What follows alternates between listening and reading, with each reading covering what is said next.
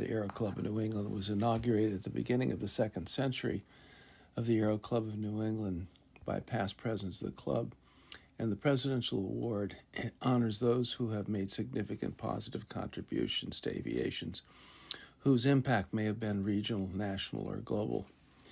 The first recipient was Robert Buck in 2002, and last year was Mark Robideau, Pilot Workshops CEO and founder, in 2023. Brief introduction of the 2004 Presidential Award winner is appropriate. Each year, the Aero Club past presidents gather to select the recipient of the Presidential Award. Our community has selected a highly deserving to receive ACON's 2024 award, Tom Judge, who founded LifeFlight of Maine and established both LifeFlight Foundation and the LifeFlight Aviation Services. Tom's leadership led to a new era of timely access to emergency care and trauma centers for those who live throughout the great state of Maine. And it is a great state. If you haven't flown from southern Maine to its northern border, you may have driven that distance. Maine is a very large state with many rural towns along with islands and cities. The need was there to serve the people of Maine in this way. Tom Judge knew, and he knows something about emergency care. His career began as a volunteer for the St. George Volunteer Firefighters and EMS Association. He served as an EMT and paramedic for more than 40 years and had introduced the first community. In 1998, we were the only, at that point, Maine was the only place in the country without an air medical system. Everyone said we were too poor, too unsophisticated to do this. We're owned by healthcare systems, but we're a completely independent operating business unit. So we're responsible for our budgets, our debt, our balance sheets. We're a unique provider. We're the only provider in Maine that sees every hospital, every community, every EMS service along the entire Maine. We a nonprofit, we have a charity and a foundation, very big expensive things for medical equipment and aviation, uneven reimbursement. And then finally in 2022, through the pandemic, we decided that we really needed our own aviation company. We had contracted that out over the years, and we started our own Part 135 certificate recently. So as Gary said, we cover the state from 3 different locations. There's a lot of mathematics to this, of the fastest time to the closest amount of people for doing things. We do this with a set of principles. So Robert Maxwell, one of the great thinkers in medicine, said there should be 6 tests of a medical system. Do we improve access to care? Do you make this the same for everybody? Improve equity? Are you going to make this effective? If you're actually going to produce a result, and are you going to do that economically efficiently? Are you going to do things that are appropriate to care? So we do a lot of research to do this. And finally, are you willing to change, to which we added a 7th test of a system. And we test our system all the time to these. What are we doing to make safer, not just aviation, but medicine for doing things? We do this with all a set of values. Our people developed these over the years and said, this is what we believe in. This is who we are. Everyone sort of responds to values. And while everyone thinks about the helicopters, and helicopters are very sexy, they're pieces, it's really not about the helicopter. The helicopter gives us a tool, but it's what goes on inside a helicopter. So this is a guy on his way to Boston who needs a new heart. So he is in complete cardiopulmonary bypass in the back of a helicopter at 20 degrees out, going 165 miles an hour. We are pumping his blood out of his body, oxygenating it outside his body, and pumping it back in. That's a lot of medicine in a very small space. That's unbelievable. But we really live in this idea in emergency medicine, and Gary well knows, that we live in this world of uncertainty. That no one gets up in the morning saying, this is going to be it. This is going to be my last day. Something horrible is going to befall me, and I'm going to be at that edge of life or death. But it happens, and our job is to take that uncertainty and bring it back to certainty. And so we do that with a promise. And I've worked in emergency medicine and worked all over the world in this, and I really think this is a very fundamental, one of the most profound promises in the history of humankind. We have 911 here, and it's very simple but a very profound promise. If you call us, we will come. 24 hours a day, 365 days a year, thousands of people jump up from what they're doing and they go to take care of someone in need. The other thing we do is we manage the geography of time. Geography and time, when you're critically ill or injured, are not on your side, and oftentimes they're actually more of a threat to your well-being than the actual disease process itself. This is Brigham and Women's in the middle of the night. And the other piece of emergency medicine, and Gary can relate to this, is the imagination of medicine has always been the idea of reanimation. Can we restore life from death? And I'll tell you that when you have someone in front of you that has passed and you bring them back, there is nothing like it in the world. So the idea of reanimation. So we don't know in this uncertainty whether we're going to meet you on the side of the road, we're going to meet you on a cliff face, you're going to be one of our youngest citizens, a 27-week-old infant in a little hospital, premature infant. We don't know if you're going to be one of our oldest citizens living on an island with a cardiac arrest attack. We may meet you in a little hospital. We may meet you at night. We may meet you when the weather isn't so great. This is Logan in Boston on a trip actually coming back in, I think from one of the islands at night. So we don't know all of those things when we start the day. It's sort of all a blur. But we know this is a giant team effort. This takes everybody to work together to get to a result, and sometimes it's really complicated team. And I think you looked at our helicopter, and everyone looked at our helicopter, and they're going to look at this and said, I don't think you actually put that into your little helicopter. The answer is you're correct.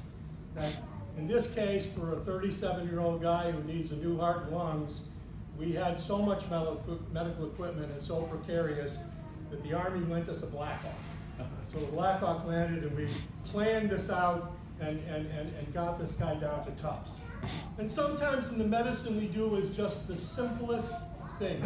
And we know in medicine the most important thing that we have ever done in medicine is hold someone's hand when they're afraid. So a lot of this we do with helicopters. This is actually a little town that Susan and I live in, LifeFlight of Maine, do things. So the big part of it, we get to the aviation of this, is that we need to do three things. We need to be safe. Now, being safe doesn't mean we're without risk. Safe is not risk-free, and we have to think about that. We have to be worthy of trust. We play a very unique space in medicine. We are the only people where the patients have no choice of carriage, and they have no choice of carrier. Right? They are putting a loved one into our hands, and are we worthy of that trust for a family or a patient? And we need to be highly reliable. We've got to get it right every single time. So when I started this, we didn't have anything in Maine. There were two little hospitals that had helipads, one because the Watson family on North Haven had their own helicopter, and they wanted to be able to land at the little hospital in Rockport. And there was a little helipad down in Sanford because there was a barrow chamber. The dive injuries from across New England would go there. None of the trauma centers had helipads. There was very limited weather reporting. There was very limited fuel.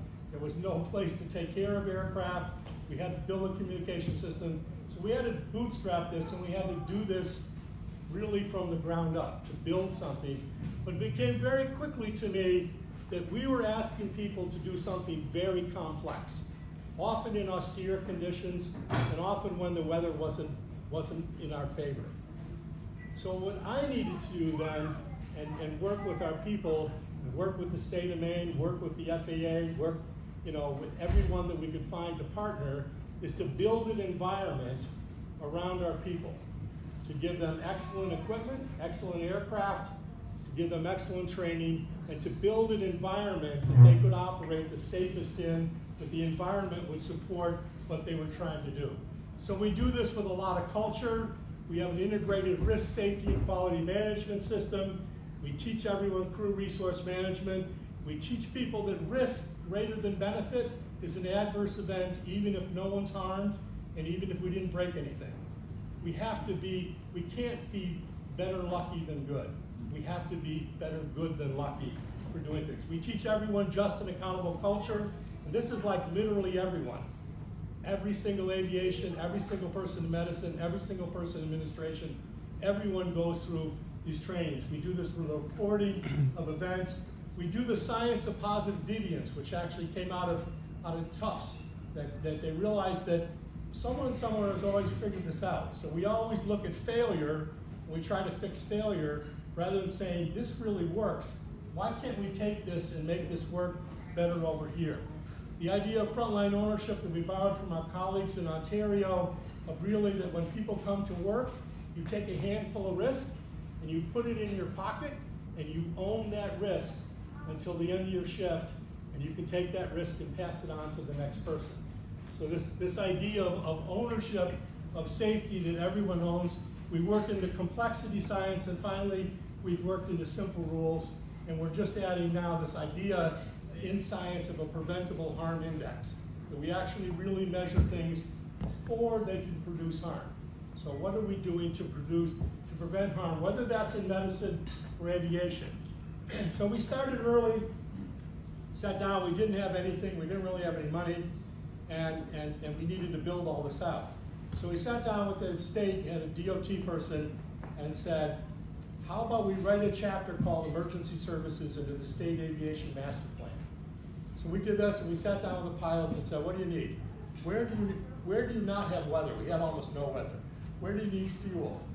Do you know we need helipads? Where do we need instrument procedures? And we developed this plan, sat on the shelf for a year, and then I went into the legislature and said, here's the State of Maine's Aviation Master Plan. We haven't done anything about Chapter 8 emergency services. So we convinced the legislature to invest in infrastructure. We've now done that 3 times. The legislature has to pass by 2/3, and then it goes to the voters.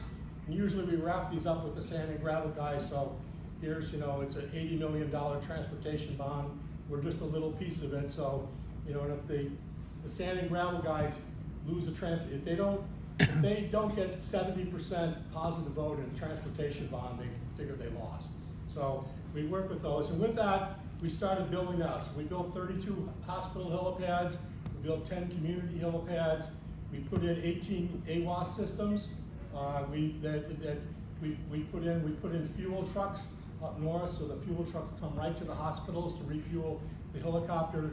We started putting in point and space instrument approach procedures to anywhere, any hospital was more than 2 miles from a procedure at an airport, or all of our islands that have year-round population. So all the islands with year-round population, usually it's a school ball field. There's a point and space GPS approach to. We put in 39 of those. We put in a whole system in the rural Maine, in the outer willywags. All of a sudden you'll come to a clearing and here's a yellow sign. It's all private land. We work with the landowners and give them a landowner release of liability. They agree to cut this ground 3 times a year so we can see it, and then everybody coordinates this. So with all the 911 centers, the wardens, the state police, Customs and Border Patrol, everybody knows where these places are, and you can extract someone in a real hurry. And then we've added, so this is the aviation weather we put in. So in addition to the 18 weather system we put in, and we're in the process of 20 years on replacing 9 of those with the FAA, we put in 35 weather cameras.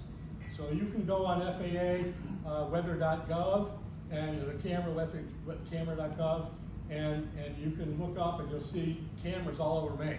And everybody, they're at airports, so you can see what the runways look like. That's what we want. Our pilots, the cameras, you'll see what the current conditions are, and you'll see what it looks like on a clear day. Just see it's all in the FAA weather cam system. We put them in faster than anyone else can put them in. But our pilots can actually run them, and they have infrared at night, so they can see runways, see if there's a contaminated runway to be able to do things. But now everyone uses them for snow sledding. I want to know what the weather is up there. And well, the FAA weather campsite, I can see the weather where it is. So we put those in everywhere. And again, it's always about building environment to support our pilots, right? So that they can give them the best access to everything that we can give them as we go. We fly IFR. IFR for us is a strategic safety system. Well, IFR is strategic, whereas night vision goggles, and everyone's in the latest white phosphor military night vision goggles, and everyone in the helicopter is in there at night. Those are a tactical safety system, right? Those are, night vision gives you something when you need it at the moment, whereas IFR gives you a plan. And there's not a lot of helicopters. Dartmouth, Boston, us all fly IFR. A lot of the medical helicopters, almost no one in the United States flies IFR. So we cover a big patch. And we've done a lot of other work. So started doing a lot of work in Washington. The Air Medical Association had to explain too many air medical crashes on national television. So in 2012, in the FAA reauthorization, we worked with our Senator Snow and Senator Cantwell from Washington. We wrote 7 words in there that the FAA had to support EMS helicopters IFR. So that's an authorization, and then you fund it. We'll tell you what that's amounted to in May. We started working with the International Helicopter Safety Team and the U.S. Helicopter Safety Team. I chair the National Infrastructure Work Group that we sort of meet to try and figure out how can we build this safe environment. And this safe environment now that's changing. New entrants in the environment, all new aircraft, all things that are very different that we have to make sure that they can be run safely. In the National Strategic, because of the committee, the work group we were on, the National Strategic Plan for the Airspace, NASA 2016, someone calls me up and from the FAA and says, it doesn't mention the word helicopter. This is the plan for the next 25 years and it doesn't mention the word helicopter. So we very quickly, we had 3 days, we got 7 references into the plan and then for recommendations of what they would do. And with that, then it went to an RTCA for performance-based navigation. We said there needed to be a national demonstration project for the FAA to put in required navigation performance 0.3, take these things, make it very narrow and precise, national demonstration project. And because we had sort of done all the groundwork, and one of our senators was very much in favor of us, we became the national demonstration project. And then in 2018, we went back to the authorization, and we said one of the uses of AIP should be, in fact, to improve rural airports, because by the time the money pot goes around, the rural airports are often not a lot left. And so we're sitting there saying, to improve remote and rural medical evacuation, that should be an authorized expenditure for AIP money. Got that put into the FAA reauthorization. We turned around, and 5 months later, we were shovel ready, put a new runway at Rangeley. And then we put a new runway in Jackman. And we rebuilt the runway in Eastport. And now we're rebuilding the entire airport of Machias. And for us, a runway is a door to a hospital. When LifeFlight, when we show up, we are the hospital. So a runway or a helipad, all of these things, that ball field with an instrument procedure, it's a doorway to a major hospital. So we've worked with all of those, and now we're starting, we put in routes, began with rudimentary routes, and you can see all the instrument procedures to the islands. So all the islands with the year-round population, we need to be able to get there in there safely.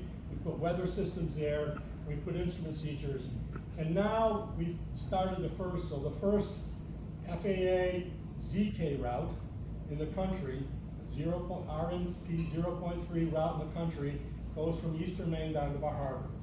We did that because it's a high impact place for us, but it was one air traffic facility, and we knew that we had all the communications to do it. So that procedure goes underneath the instrument procedure going into Bangor International Airport. So we fly right underneath the airplanes coming into their things, and the FAA can maintain, the air traffic can maintain all the separation. We can do these things, and we can make this precise. And because a previous route had to be 13 miles wide, and you had to be 1,000 feet above the highest obstruction in 13 miles, now we need to be 1,000 feet in the highest obstruction in 1 mile. So now we can fly through valleys, fly through, in this case, and Eddington, fly through these pieces, doing things. So hopefully, we're almost there. So this is the routes system. It doesn't look like a lot, but when we tie it together, it ties together 22 hospitals, 17 airports, and 21 islands with year-round population. So we've taken Route 295, Route 95, Route 1, Route 3, Route 9, we put them up 1,500 feet, and we have a guaranteed system that can keep us out of the icy. And now we're moving west. As we go west and we get into the mountains, it gets a little bit more complicated. So let me just finish, and happy to answer any questions, but I know I'm between you and dessert. So the epigraph, when we did in 2006, the Institute of Medicine, we did an entire rework of what is the emergency care system look in the United States. So here's the EMS in hospitals, here's children, here's EMS on its own. And this is the epigraph that we put in the EMS as a crossword. And we took out a Gothic, and this is what we get our people to do every day. That knowing, just because you know this is not enough, we actually have to apply what we know. And being willing is not enough. We actually have to roll up our sleeves, and we have to get it done. If we want to make something that's trustworthy and safe and it's highly reliable, we have to roll up our sleeves every day when we come to work and build a system that will support that marriage between aviation and medicine. And now, as you know, Gary said 36. Now it's just under 39,000 patients, and each one of those patients has a family, right? Mm-hmm. So this is a huge, in a small state of Maine, it's a huge impact of what you do in communities by doing that. So thank you from all of us at LifeFlight. There's over 400 people that have worked at LifeFlight over the years. Tom founded LifeFlight of Maine and helped establish both LifeFlight Foundation and LifeFlight Aviation Services. As executive director of LifeFlight for 25 years, he oversaw the commitment to every person in every community.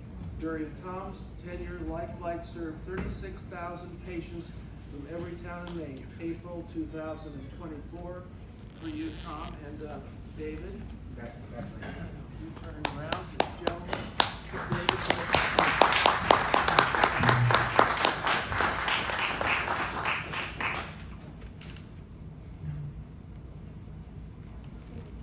And secondarily, we have a second, and that is the medal. The medal from the Aero Club of New England. On the front, it has the Wright brothers, and on the back, it says the Aero Club of New England, established in 1902, 2 years before the Wright brothers flew at Kitty Hawk. So we're going to also have that for you. Now, if you have to hold on. This is multitasking, Tom. I guess.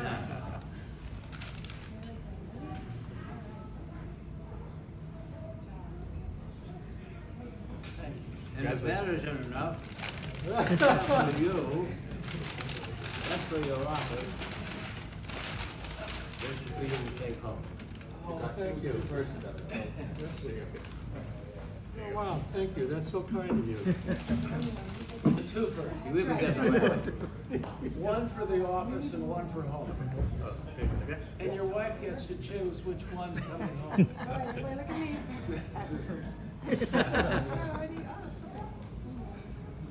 Smile. Okay. Good, thank you. Thank you. Thank you all.